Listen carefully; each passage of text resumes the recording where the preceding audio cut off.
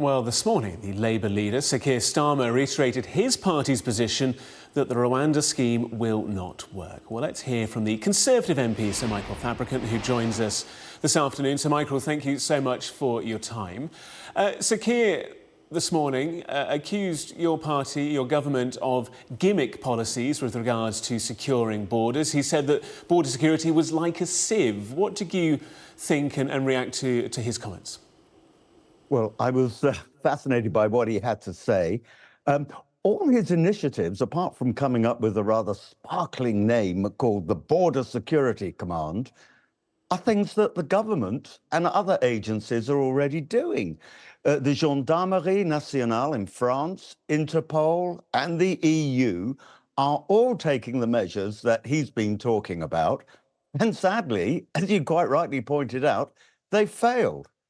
And we're still getting people crossing the channel. And the one thing that does seem to work, as you quite clearly pointed out in your program, was the Rwanda deterrent. And we're already experiencing people moving from the United Kingdom into the Republic of Ireland, which has recently caused a number of riots in Dublin over the number of people coming into Ireland. And the Irish people have asked the UK to accept them back. And we've said, no, we won't accept them back. We've asked for the French to take them back, and they won't accept them back. But the most extraordinary thing of all that Keir Starmer talked about today was how people who do not get accepted as being asylum seekers will be returned to their countries of origin. And I'm looking down at the list here. Afghanistan, Syria, Iran, Somalia, Turkey, and Kurdistan. That is where the main number of people come from. But we have no agreement with those countries, and they've made it absolutely clear they're not going to take anybody back. So, frankly, the announcement from Keir Starmer is absolutely hold. The one thing that does work, or seems to be working before a single flight is taken off, is the Rwanda deterrent, and that's the one thing he's going to scrap. With respect, Sir Michael, I noticed a smile and a chuckle on your face whilst you were describing the fact that there were riots in Dublin as a result of the government's Rwanda plan. Is that a worthy response to the situation that's developed? No, not at all. But anybody, actually not often on Sky News, but most people who know me, I've always got a smile on my face. But it is ironic, isn't it, that the one thing that is working, namely the Rwanda deterrent, and we haven't even sent a single person off yet in a plane, is the thing that Keir Starmer is going to cancel.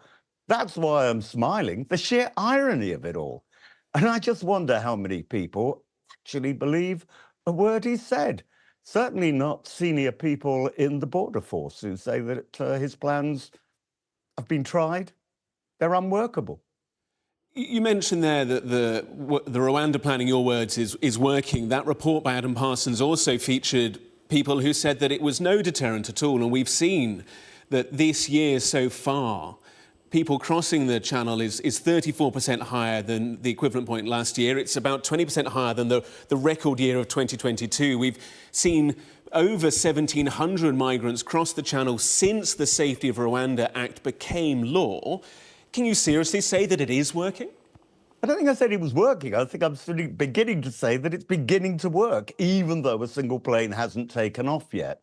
And your report clearly demonstrated that there are people who are deterred from coming across. A lot more would be coming across if we hadn't got a Rwanda plan.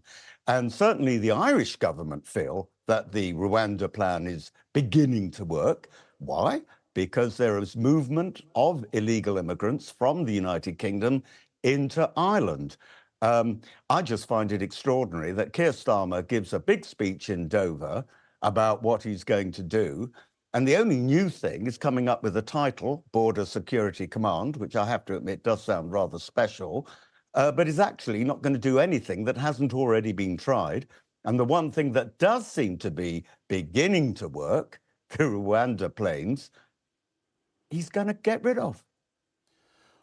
As yet, the Rwanda planes haven't taken off. It's said that there'll be a 10 to 12-week delay, potentially sometime in July. Sky News today witnessing a vessel, a border force vessel, bringing 70 people that had been picked up in the channel, including a young child.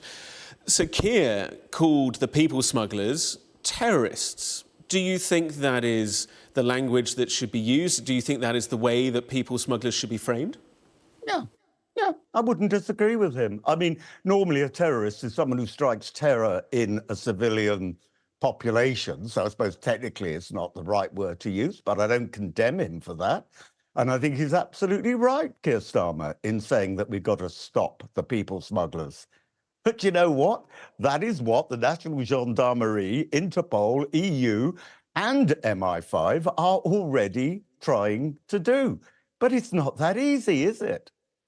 You said that Sir Keir Starmer, in your words, had done nothing new apart from create a new name. One thing that was new this morning was Labour's latest MP. Your former colleague on the Conservative bench is Natalie Elphicke. Was it jarring to see your former colleague now standing and stood next to a different leader? I wouldn't say jarring. I would just say utterly amazing. You know, I was at Amazing for the Labour Party, surely. amazing for the Labour Party. Absolutely. I mean, I was at a Christmas do with her, and she was telling me that she thinks the Royal Navy, if necessary, should open fire on the French Navy if they don't accept our pushing boats back into French territorial waters. And I was saying to her, well, hang on, these boats are pretty unstable. If you nudge them, people will get drowned. And her Are you response, suggesting that, Sir Michael? I beg your pardon? Are you suggesting the boat should be nudged? No, of course not. Absolutely not. I'm saying that she was suggesting it, and I find it utterly amazing that somebody with those views is now accepted into the Labour Party. It's utterly bizarre. No, I certainly do not think we should be drowning people. Of course, if we could return them to France, we should be doing so, but the French won't have them. It is damning, is it not, though, that the level of criticism she had for Rishi Sunak and for the government, considering that she is the MP for Dover and Deal, that she thinks that the government just hasn't done enough, despite the Rwanda plan finally passing the parliamentary ping-pong?